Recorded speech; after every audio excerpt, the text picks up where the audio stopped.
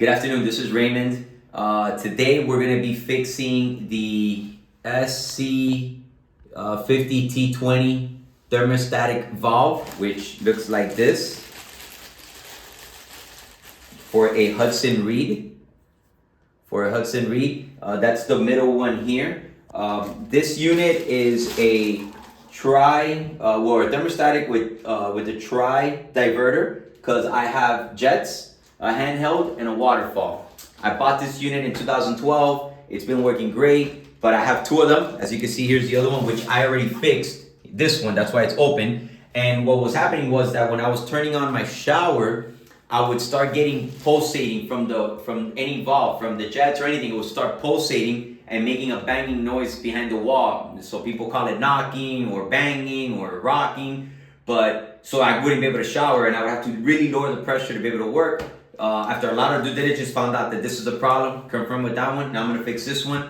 There's no videos on how to do it, so follow me so that you can get this done. And by the way, I am not a certified plumber, so please be careful when you're doing this yourself. Thank you. For tools, we're gonna need, like a little blade here to the left, which I need this to pull up the little dowel so I can get to the Allen key, a hammer, a cutting blade so I can cut around the caulking, a flathead screwdriver, a Phillips screwdriver, and an Allen kit that has a small 2.5 Allen key.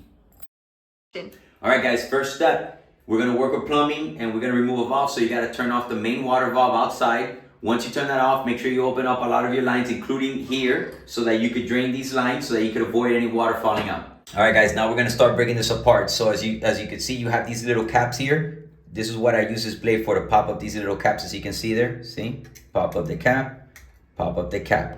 All right, that's to expose the Allen wrench underneath. There it is, okay? Make sure you don't lose these caps, because Hudson reeds do not have replacements anymore. 2.5 Allen wrench, I come in and I loosen. Okay, so we got it loose, and now as you can see, it doesn't have to come all the way, it just rolls off. And we got that exposed. You're gonna do the same for these two. Okay, guys, so we took all three off. Now we have to get this plate off. And in order to get the plate off, as you can see, I got caulking here, so I gotta cut through it, okay? This is the hard part. Be patient with it. Use a little bit of muscle. Come up and down. Be careful you don't scratch your wall, okay? So that's done cutting there. And now when you see it'll be loose, and this is a simple roll off. Okay, guys, so now that plate is off, the next step is this little thing. You just move it a little bit, and as you can see, it comes off. He rolls off. Just be gentle with it. He came off. And then now I gotta get this valve loose. Do you see these ridges here in the back? This is what was one of the most difficult parts. That's actually a screw that I have to remove. So to do that, you gotta get a flat head and get right on it and be gentle with this and patient. And obviously lefty loosey, righty tighty. Give it a couple pounds. You saw how it's moving? See, softly, so you don't break any pipes. It moves, there it is, voila. All right, guys, so there it goes, it rolls off. Take it out. Okay, guys, so now you're just gonna get your Phillips, and you're gonna remove this, because this is actually gonna go onto the new thermostatic. So you see it's loose, you just get it loose for now. Very important, guys, pay attention to this marking right here. Do we have a light? This marking is very, very important. That marking right there indicates where this valve needs to go in. The valve needs to come out, and the same way it comes out, the new one needs to go in.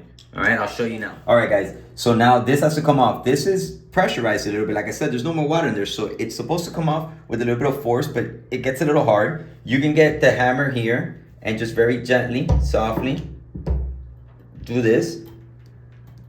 Guys, put a towel here, because once this starts coming off, as you're gonna see now, there it is, it's coming off. It'll leak a little bit of the water. There it is. So put a little towel so the water doesn't fall straight to the back. And there it is. It's out. All right, guys. So you saw this is got taken out. All you want to do now is make sure you clean in here as good as possible. Don't use any crazy solvents. You can see there's some residue here, like calcium and stuff. I like to get a little flathead and just, kind of like rub on a little bit. Not trying to scratch the brass, but just to clear it out, because you want to leave this as clean as possible. All right, guys. So here's a new one. Like I told you, I was telling you guys to watch for this marking. You see this marking right here? It's got like a little groove. It's open. It's very noticeable. That marking needs to line up with this marking on the new valve. When you come in, you want to be gentle. You want to push it in. You want to make sure you line up with that groove. And then you want to push in. with some force, and you want to present it. Now, by presenting it, the next step is I'm gonna put this in and allow this to finish pushing it all the way in. All right, guys, so this is in. As I said, the mark is right lined up with that mark. Now I'm gonna use this to finish helping it settle in. So you put this in my hand, screw it in as much as you can, and now you're gonna use your flathead to keep going around. And one good way to do it is to actually hold the flathead and turn it, you see? Hold it and turn. It's easier for you. Easier on your hand, easier to rotate, turn, keep going slowly, and then move from groups. All right, guys, so I tightened this back. It's good, it's seated. Just so you know, I'm gonna clean these out. So unlike the middle one where it just pulls off, these don't pull off. These are screws. So you go counterclockwise, as you can see, in case you want to take them off, FYI. All right, guys, so this is the old one. Like I said, you're going to take this off now, which I had already left it loose. It's just a simple Phillips screw, and it comes off. And now you're going to transfer this to the new one. Most of them come traditionally already set at the hottest temperature. For the Hudson reed, if you look at the clock here, hot is left and cold is right. So it should be already at the left hottest point.